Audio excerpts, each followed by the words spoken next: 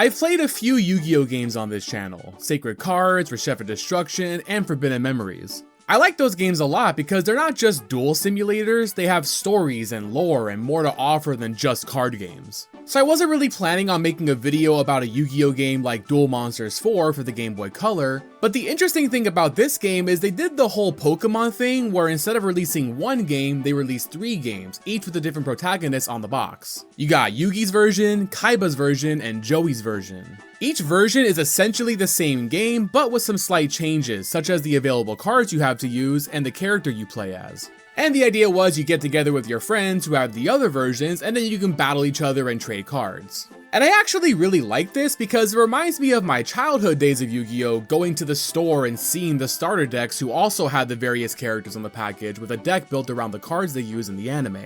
And picking your favorite deck and then battling your friends who picked the other decks was a really fun way to play Yu-Gi-Oh! So I think it's cool that they found a way to replicate that experience in the video games. So when Chaotic Meatball and Pajama John reached out to me and asked if I wanted to take part in a collab with them where we each take one of these 3 games and complete them at the same time and then upload our own videos about the experience, I jumped on the opportunity. So Chaotic Meatball will be playing the Kaiba version, Pajama John will be playing Yugi's version, and I'll be taking Joey's version. And already I'm getting a little deja vu because the last time I did a collab like this, I had Pokemon Yellow, so once again I'm playing the yellow version of a 3-game collaboration. But hey, as long as Flame Viper is in my version of the game, I'm happy. And like always, we'll not only be completing the game, but we'll be getting every achievement in the game using Retro Achievements, a website that adds achievements like you find in modern games to all your favorite retro games. This game has a total of 31 achievements ranging from beating all the opponents, winning under specific conditions, and of course pointless grind sessions for cards we can't actually use. It is a shorter achievement list than some of the other Yu-Gi-Oh games that I've covered, but I was really looking forward to trying out the game for the first time. If you're new to the channel, which I'm guessing many of you will be if you're coming from Pajama John or Chaotic Meatball's video, my name's Nostalgic Juice. I play all kinds of nostalgic retro games in my quest to hunt retro achievements. So that sounds like the kind of content that you'd enjoy, then feel free to subscribe to the channel because I'm uploading a video just like this every week. With that said, let's jump in and begin our journey through Duel Monsters 4. So as I said in the intro, this game doesn't have much of a story to it. The campaign consists of several opponents who we have to defeat 5 times each, and once we do, we move on to the next wave of opponents. And these starting opponents are ridiculously easy. I started things off with freaky fish guy Mako Tsunami, who uses a bunch of weak water monsters, with his strongest monster coming in at 500 attack points. He does have a Fortress Whale, which is his best card, but it requires 2 monsters to sacrifice to summon it. So chances are he's never going to get to play it, and that's pretty much how it goes for all these opponents. So rather than giving you guys the play-by-play of me just trampling over his weak monsters, I'll quickly go over how the game works since the rules here are a bit different from the real card game. The same basic rules apply, each opponent has 8,000 life points, and the goal is to reduce your opponent down to 0 points. You do that by summoning monsters and attacking each other. When 2 monsters battle, the bigger number wins and the difference is dealt as damage, or if your opponent has no monsters, you can attack their life points directly. There's also spell and trap cards to either help you out or sabotage your opponent, but unlike the real card game, you can only have 1 trap card on the field at a time. There's also a type advantage system that works exactly like it does in Sacred Cards. If your monster has the winning type, like water versus fire, then that monster wins the battle regardless of attack points. And while I never really used it all that much, there is also a fusion mechanic similar to Forbidden Memories. Instead of using polymerization, you simply play a card on top of another, and if they're compatible, then you'll fuse into a new card. But the cards don't tell you what can be fused, so it's up to you to figure that out. And after you defeat an opponent, you get a new card to add to your collection, which is one of the ways you'll obtain better cards to improve your deck. Not that we'll be doing that anytime soon, because as I said, these first few opponents are just incredibly easy, so we're just using the starter deck to take them out. We have to defeat each opponent 5 times in order to move on, and frankly, these first few opponents really aren't all that difficult, so there's just not much to talk about.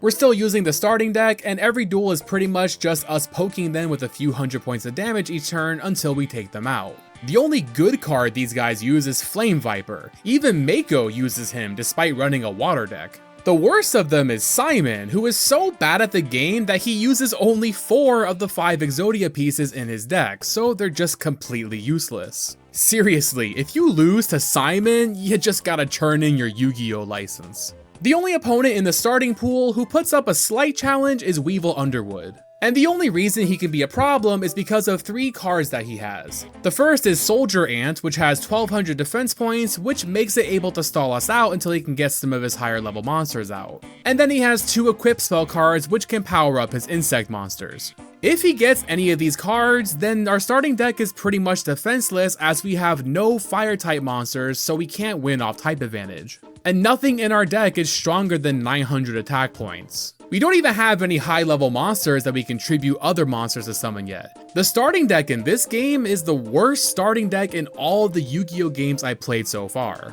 The smart thing to do here would be to add some fire type monsters to the deck, that way we can counter all of his forest types, but I just brute forced it by dueling him over and over again, trying to defeat him before he drew any of those cards. Aside from that, nothing interesting happens during these early duels. We just have to defeat them all 5 times each, and then each one will give us an achievement. So that's 5 achievements down, and now we have access to the next wave of opponents. But before we get into all that, I wanted to pick up a few more easy achievements, as well as make some improvements to the deck. In the menu, there's a password system which is standard in most Yu-Gi-Oh games. The idea here is physical cards have these codes at the bottom that you can enter into the video games, and then you can use your real-life trading card in the game. And this game is very generous with the password system. Other Yu-Gi-Oh games make you spend some kind of in-game currency to actually use the cards, but this game doesn't.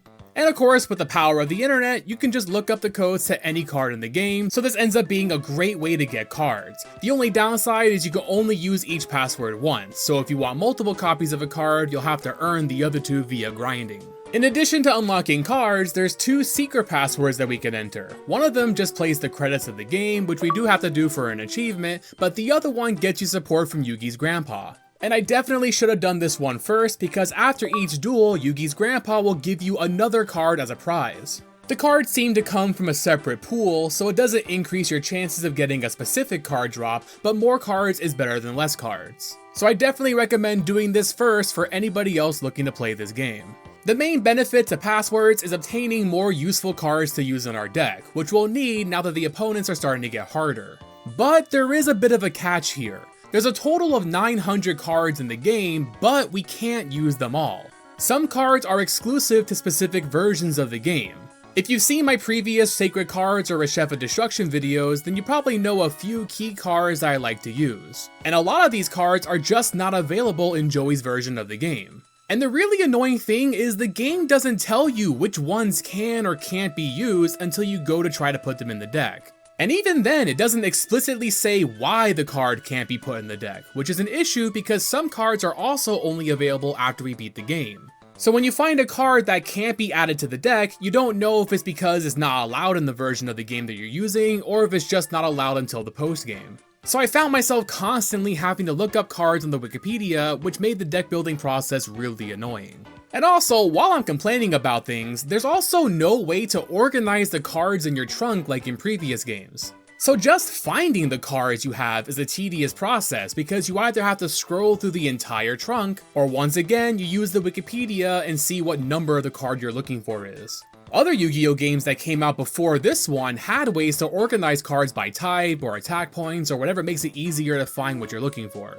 So I have no idea why this game just doesn't do something similar. But after spending some time cross-referencing the wiki to make sure the cards are usable, I picked up a few good cards. Starting with Hourglass of Life, who has an effect that lets us pay 1000 life points, and in exchange it powers up all our monsters by 500 points. Monsters with effects like these are definitely better than monsters without effects, so we want to be using a lot of these types of cards. Witch's Apprentice has a similar effect that powers up all shadow monsters, including herself, by 500 points, so that's similar to what Hourglass of Life does, except she does it for free, but it's limited to only shadow monsters. Then there's Doron, who has an effect that duplicates himself, so you get to summon 2 monsters for the price of 1. Electric Lizard can paralyze a monster on the opponent's field, which makes it unable to be used on the following turn, which is a bit more of a situational effect, but it can come in handy every now and then. And then we have a few monsters that don't have effects, but are still pretty good to have because they're strong. The highest attack points any level 4 monster can have is 1350, and there are 4 of these cards that we can use. They all cost 150 deck capacity to include in the deck, so we can't afford all of them right now, but eventually I'll be adding these in as they're the strongest low level monsters in the game. As for the rest of our monsters, I decided to go with weak low-level monsters, and I would switch those out depending on who I'm dueling next. And the reason for this is this game uses a deck capacity system similar to Sacred Cards, where each card has a cost to include in the deck, and our total cost can exceed our maximum deck capacity. The better cards are more expensive, so we can't just stack our deck with those. So having a few cheap weak monsters helps us conserve points, but these are still useful thanks to the type advantage system. If we're going up against a deck that runs mostly fiend type monsters for example, then we can add in some cheap light type monsters who will be able to destroy them regardless of their weak attack points. Moving on to spell cards, Beckon to Darkness is a really good one that lets you destroy an opponent's monster for free. So it's really good for taking out problematic monsters or just opening up your opponent's field for direct attacks. And one more spell card that not a lot of people realize is really good is Darkness Approaches. Its effect flips your monsters back face down, which doesn't sound useful at first, but when a monster is flipped face down, you get to activate its effect again. So this card basically lets you recycle cards like Hourglass of Life or Witch's Apprentice and get those attack buffs again. And it only costs 10 deck capacity points to add to the deck, so that frees up points for other cards as well. So it is a really good card to have. And then finally I picked up a few trap cards like Bear Trap and Torrential Tribute. These are cards that activate whenever an opponent declares an attack. Bear Trap can take out any monster under 1500 attack points, so it's not as useful as Acid Trap Hole, but it's cheaper, so that's why I went with that. And then Torrential Tribute is the most useful one. That one destroys all monsters on your opponent's side of the field. There's a few other trap cards that we'll be adding in later, and Joey's version of the game is the only one that lets us stack our deck with this many trap cards, so that's how we'll end up dealing with some of the really difficult opponents. But for now, with our improved deck, it's time to take on our second wave of opponents. These guys are a bit of a difficulty bump, but nothing we couldn't handle. Seeker was the first one that I picked, and if you remember this guy from the previous Yu-Gi-Oh games, you know that he's the world's dumbest Exodia player because he summons the pieces to the field rather than holding on to them like you're supposed to. Although I guess technically he's not the worst Exodia player anymore, at least he actually has all 5 pieces. Most of his low-level monsters cap out at 700 attack points, so he's not too difficult to deal with. Unless he somehow draws all 5 pieces of Exodia on the first turn or something, he's not really a big deal. Next up is Strings, and hey yo, we get some shirtless Merrick fan service in the background. Strings is the first time that I started having some issues. 6 of his lower level monsters have 1000 attack points, which puts them above any of the cards in our starting deck. Meaning we'll have to use one of the stronger cards that we just added, or something with an effect like Hourglass of Life or Witch's Apprentice. He also has Raigeki and Torrential Tribute, which are cards that can wipe out our field, and then cards like Monster Reborn, so he's capable of summoning multiple monsters in a single turn, which gives him easier access to his higher level monsters. But he primarily uses water and thunder type monsters, meaning we can counter him by adding in some cheap thunder and earth type monsters. And once we do that, he becomes much easier to defeat consistently. If you let him get 3 monsters to tribute though, then he might summon his Egyptian god card, Slifer the Sky Dragon. And that actually happened in one of my duels, and I thought I was pretty much cooked, but to my surprise, in this game, god cards are not impervious to spells and traps. So using the Beckon to Darkness spell card, I was able to send Slifer the Sky Dragon to the Shadow Realm. That's right, I sent an Egyptian god card to the Shadow Realm with a card that only costed me 15 deck capacity points. I'm pretty sure that would make me the most insane villain in the Yu-Gi-Oh anime. Our next opponent is Ishizu, who also wields an Egyptian god card, but she never had the chance to summon it against me. Her monsters are on the stronger side, and she loves to do fusion summons, which makes her a bit too unpredictable to beat her simply by adding in weak monsters to win off type advantage. But another way to deal with stronger monsters is by having higher level monsters. Monsters higher than 4 stars require tributes in order to summon, but that's where cards like Doron come in handy since we get 2 monsters for the price of 1. And then of course we have those trap cards which can do a good job at keeping our monsters alive so we can tribute them on the next turn. And higher level monsters tend to be really cheap as far as deck capacity goes since they need a tribute to summon. So by adding in a few of those, we can afford more stronger low-level monsters. You could also just grind a bunch of easy duels and increase your deck capacity that way, but when it comes to these games, I like to try to not do that. One, because I just hate grinding, and also because I really like the whole type advantage thing, and it's fun trying to build decks to counter specific opponents. Our last of the Wave 2 opponents is Arcana, and he is the easiest out of all of them. He doesn't have any god cards, his lower level monsters cap out at 800 attack points. I didn't even need to make any adjustments to the deck, I just used the same cards I used against Ishizu and that worked out just fine. He has some annoying cards like Heavy Storm and Spellbinding Circle which powers down your monsters, but these just slow you down rather than cause any issues. He does have a monster reborn, so once in a while he can summon a high level monster by sacrificing one of ours, but one of his high level monsters only has 1300 attack points, and we have low level monsters that can handle that. The only time he puts up a fight is when he summons a monster and then powers it up with a Black Pendant equip spell, but that just puts his monsters up to 1300, so again, we still have monsters that can attack over that. And then we also have trap cards and stuff like that, so he really just isn't much of a threat at all. And once we defeat everybody 5 times each, that's another 4 achievements, and now we can move on to face Pegasus, who's like the final boss of the game. Once we beat him, we're in the post game, and we'll have access to all those late game cards I mentioned earlier. But Pegasus is the hardest opponent that we faced so far. His low level monsters are all over 1000 attack points, so we'll need cards like Hourglass of Life just to swing over them. He also has cards like Thousand Eyes Restrict and Relinquish, which can absorb our strong monsters. He also runs Dark Hole, Raigeki, and Torrento Tribute, so he has 3 cards that can wipe our field clean. So this makes Pegasus a really annoying opponent to deal with. Fortunately for us though, he does have one big weakness, and it's the fact that his deck is full of mostly light type monsters. And it just so happens I was already thinking about building a deck of mostly shadow type monsters, which is what counters light types. The reason why I'm going with a shadow type deck is because I do not want to grind any more than I have to. So grinding for high deck capacity just to run a bunch of strong monsters isn't really an option for me.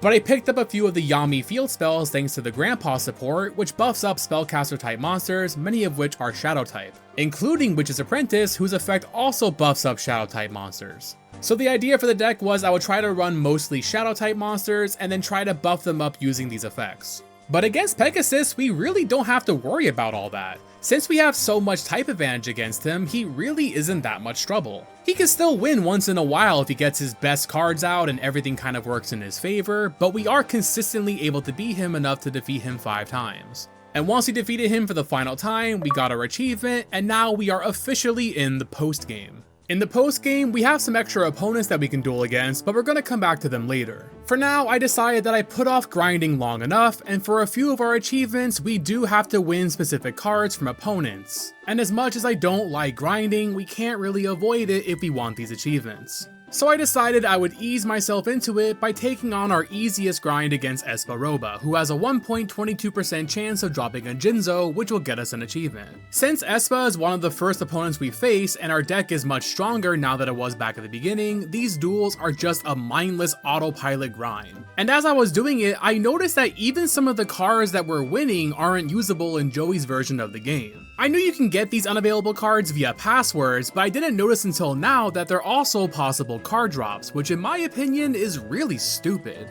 I assume it was done this way because they're just copying the card pools across all 3 games, but man, it's just really lame to win a good looking card as a prize only to realize you can't actually use it. When I first went into this game, I was thinking it was more like Pokemon, where the cards wouldn't be available to use in the game unless you traded with other players who had the other versions. Just like how certain Pokemon won't be in Pokemon Blue and you have to trade with Red or Yellow to get them. Which is a nice way to incentivize socializing with fellow players, but this system is more like if you could catch Pokemon in any game, but then you can't add them to your party. And once again, the game doesn't ever tell you why a card can't be added, so if I was a kid playing this before the days of looking things up on the Wikipedia, I would just be so confused as to why I can't use a bunch of the cards that I'm unlocking. It took 2.5 hours of grinding, but eventually we finally got Jinzo and got our achievement. I'm not kidding either, you can see the times on retro achievements. I beat Pegasus around 6 o'clock and I went right into trying for Jinzo and didn't get that until 8:27.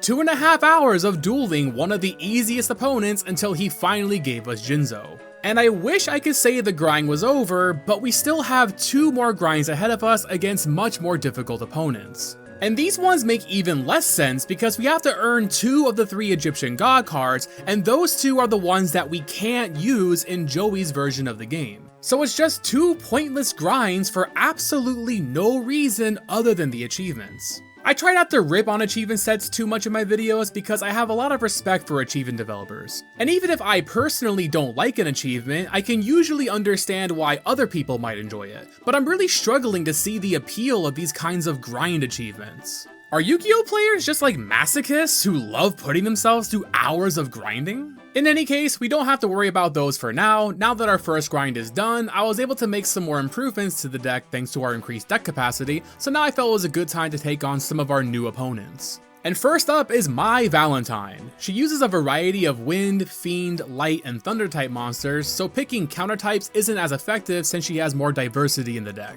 But her best cards are the wind types, so I made sure to pack in a few cheap forest type monsters. I'm also now using Change of Heart, which is one of Joey's exclusive cards, and in this game it doesn't just last for one turn like in the real card game, so it's extremely good. Eventually she did get out a monster strong enough to take out the monster of hers that I stole, and that's when I hit her with my second new card, Final Destiny. This card destroys all cards in both players' hands and fields and basically turns the duel into a luck of the draw situation. And if you look at Mai's deck list, she only has 18 level 4 monsters that she can summon without tributes, which means over half her deck is spell cards or high level monsters, so there's a good chance she won't have anything to play after a Final Destiny. And as you can see, she spent the next few turns playing no cards because of this, and I was able to chip her down until she was defeated. And pretty much all the post-game duelists have decks built like hers, so Final Destiny is a great card to use against them, and it's available in all versions of the game. It's also one of Grandpa's card drops, so it's very likely you'll have 3 copies of it by this point.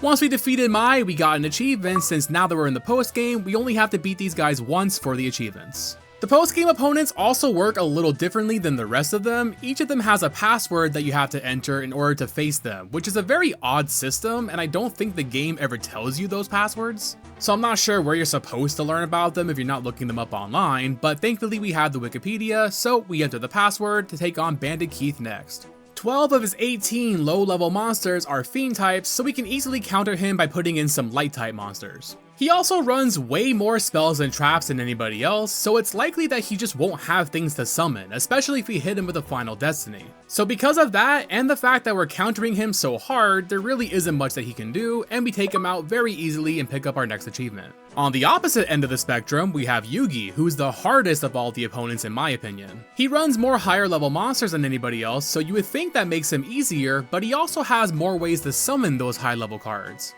He gets to use 3 copies of Monster Reborn, which is a card that's supposed to be limited to 1, but Yugi gets to just cheat and have 3 of them. So he's easily able to revive a monster and then tribute it for a higher level one. He also has Brain Control, which lets him steal one of our monsters, so that's another way he can get tributes. And then he has Karibo and the Multiply combo, which lets him summon 5 Karibos, which he'll then tribute summon for his big monsters. One of which is an Egyptian god card, Slifer the Sky Dragon. Luckily, in my first duel against him, I was getting all of my Battle Trap cards, which just take out his monsters one at a time. And that was actually enough to cheese a win off him for the achievement, but we can't celebrate just yet because Yugi is one of those opponents that will have to grind hundreds of times to get a god card drop. So we'll be dealing with him again later, but for now, we'll take the free win. Bakura is up next, and he's our second opponent that will have to grind for another god card, which is weird because he never uses Obelisk the Tormentor as far as I know. I guess because Kaiba's not an opponent in this game, they had to go with somebody else, but they could have just as easily used the Shizu, who does have Obelisk before Kaiba gets it in the anime. Thankfully, he's easier than Yugi since his deck is primarily Shadow and Dream type monsters, so we can counter that by putting in some Dream and Fiend type monsters. He also only runs 14 low-level monsters, so he just loses the Final Destiny pretty much every time. I even managed to pick up another achievement against him for evolving a Petite Moth to a perfectly ultimate Great Moth. To do that, you have to summon a Petite Moth, which is a very weak insect card, and then if it survives, each turn he evolves into the next stage until he finally becomes a perfectly ultimate Great Moth. The hard part is keeping him alive until then, but after hitting him with a Final Destiny, he just couldn't summon anything else, and I took that opportunity to get the achievement. And then of course we got another achievement once we defeated him. Our last 2 duelists are the weirdest ones, Yugi Gambutori and Kaiser Umiyuma. We can duel these guys in a bonus stage that we unlock by entering in their passwords, and I'll be honest, I'm not really sure who they are. I tried looking up information online, but all I could find were these Wikipedia pages that say Yugi has appeared in some issues of V-Jump, and Kaiser has made an appearance in the Tag Force games as well as V-Jump. So it looks like they're mostly known for cosplaying in V-Jump, and I wish I had some more information about them, but it's cool that they make an appearance. And I like that Retro Achievements draws attention to this. As far as the duels go, these guys are very easy, pretty much on par with the first stage duelists, so there really isn't much to talk about. Kaiser does run all 3 of the Egyptian god cards and 3 copies of Blue Eyes White Dragon, so he's like an alternate version of Kaiba who won the Battle City tournament and got all the god cards. but the rest of his deck kind of sucks, so you're not really going to see him summon any of those. I expected the other one to run a deck similar to Yugi's, but instead he just runs a deck full of female monsters. Which, to his credit, is sort of an archetype in these older Yu-Gi-Oh games. Some equip spells do only work on female monsters, and then some fusion monsters get summoned by using females, but he doesn't ever really do any of that. So we quickly defeat both these guys, and we get an achievement for each of them. And now we're almost ready for our god card grinds, but we first have a few fun achievements to knock out. For our first one, we have to defeat an opponent's monster that has at least 2,000 attack points more than our monster. And I thought I'd be cute and do a nice little throwback to the Sacred Cards video by doing this against Weevil by letting him summon his Insect Queen and then destroying it with Flame Viper. Because of course we're going to let Flame Viper get some screen time on this video. We also picked up a second achievement during this duel for winning with over 9,999 life points, which I managed to do by using Diane Keto the Cure Master before finishing him off, which in this game heals you for 5,000 life points. For our next one, we have to summon a 1000 Dragon using the effect of Time Wizard. If you guys watch the anime, you know that Joey uses Time Wizard to turn Baby Dragon into 1000 Dragon, and that's exactly how it works in this game. You don't need polymerization, you just need Baby Dragon and Time Wizard on the field, and then you use Time Wizard's effect. And that gets us 1000 Dragon. And we also get a 2-for-1 special here because we have another achievement for defeating Mai by dealing the final blow with 1000 Dragon. Once again, a nice little callback to the anime. Next we have a similar achievement, but for this one we have to deal the final attack with Time Wizard against Rex Raptor. Rex of course is a super easy opponent, so we pretty much just get him down to enough life points so that Time Wizard can finish him off, and then we just stall him out until we draw it. So not a difficult achievement, but a very embarrassing loss for Rex. I mean, just imagine losing to a Time Wizard. We have an achievement for summoning the Harpy Lady Sisters, which we do by using the spell card Elegant Egotist. I did make a mistake on my first attempt though, because apparently you can't do that on the same turn the Harpy Lady was summoned. And I only have one copy of each card since I got them with passwords, so I had to do a second duel to get this one. But I was dueling against Mako, so it wasn't difficult at all, we just stalled until we got the cards we needed. And once we summoned it, we got the achievement. And then I got another achievement after that for fusion summoning a Flame Swordsman. I tried using Flame Viper to make this card originally, but that fused a different card, I think because Flame Viper and the card I used were too weak. So this time I used a Masked Clown and a Cherubin the Fire since somebody on Retro Achievements commented that that works. Honestly, I didn't end up doing many fusion summons this game, they really aren't as important like they were in Forbidden Memories, and I'm just so used to the sacred cards that that's kind of where my brain was at during this playthrough. And finally, we have just one more achievement before our God card grind, and that's to deal the final attack against Bandit Keith using Red Eye's Black Dragon. And like I said earlier, Bandit Keith is probably the easiest late game opponent for us, so the only thing we have to worry about is the fact that he runs cards like Dark Hole that can take out Red Eyes. But as long as we weaken him first so that Red Eyes can deal the last attack on the turn that it's summoned, then we don't have to worry about that. So that's what I did, and once we got the attack in, we got the achievement. And that just leaves us with 3 achievements left, one of them for reaching Duelist level 500, which will just get naturally as we grind, and then we have to earn the 2 God cards as a prize against Bakura and Yugi. I decided to start with Bakura since I felt that he was the easier opponent, and we have to get Obelisk the Tormentor, which has a 1.71% drop rate. And remember, we can't actually use Obelisk the Tormentor, so this grind is purely for a retro achievement and nothing else. Because apparently, I'm the only sane person on the Retro Achievements Yu-Gi-Oh community and everybody else just loves grinding. I ended up dueling Bakura enough times that we hit level 500 and got that achievement, and I also managed to pick up not 1, but 2 copies of Blue Eyes Ultimate Dragon, which is another card that we can't use in this version, and it only has a 0.68% drop rate, but somehow I managed to get 2 of these before Obelisk. But after 104 duels, I finally managed to get it, and that's 1 God card grind down and just 1 left to go. And I was prepared for an all-night grind session. I had my music playlist, my Mountain Dew Code Red, I was ready to lock in and duel Yugi as many times as it took. I was in pure gamer mode, ready to embrace the grind, and then I got it in 25 duels. And I only even lost to him 4 times, so that's probably gotta be a record or something. But with that final achievement popped, we have now officially mastered Yu-Gi-Oh! Duel Monsters 4 Joey Edition, making this my 27th mastery on Retro Achievements. I hope you all enjoyed this week's video, and I want to give a big thank you to Pajama John and Chaotic Meatball for convincing me to do this little collab with them. They both have uploaded their own videos covering this version of the game, so if you want to see those, I'll have them linked in the description. And I'll also have a playlist of my other Yu-Gi-Oh videos linked if you want to see more from me. I ended up enjoying this game a lot more than I thought I would. I do like the more streamlined rules of these older Yu-Gi-Oh games more than the modern card game, and this game plays pretty much identical to the Sacred Cards and Resheva Destruction, which are my two favorite Yu-Gi-Oh games. I do think the whole exclusive card pool mechanic was poorly executed. I feel like if they were going to go that route, they should have either made it so that when you trade cards with other players from the other versions, you can actually use those cards, or at the very least, they should make it so you don't get awarded cards that are unusable. As for the achievement set, besides the few pointless grinding achievements, I think the set for these games is pretty good. Each game has its own set with a few different achievements tailored to each version. I already started playing Yugi's version, and I'll probably end up doing Kaiba's version too, just to triple dip on the achievements. Though I might skip the grinding achievements for those ones. But if you are willing to do some grinding, then these sets are pretty easy masteries if you're familiar with the Yu-Gi-Oh games. With that said, I think that wraps up today's video. I really hope you guys enjoyed it, and if you did, likes and comments are always appreciated. If you don't know what to comment, tell me your favorite Yu-Gi-Oh card, and don't say Flame Viper because I already picked him as my favorite. If you want to hang out while we hunt achievements live, you can feel free to follow me over on Twitch, where I try to stream once or twice a week, and of course if you're a fellow Retro Achievements user, then you can feel free to follow me on there if you want a sneak peek at what game I'm currently working on for future videos. We also have a community Discord server, so if you want to invite to that, there'll be a link in the description. Thank you all again so much for watching, and I'll see you guys on the next one.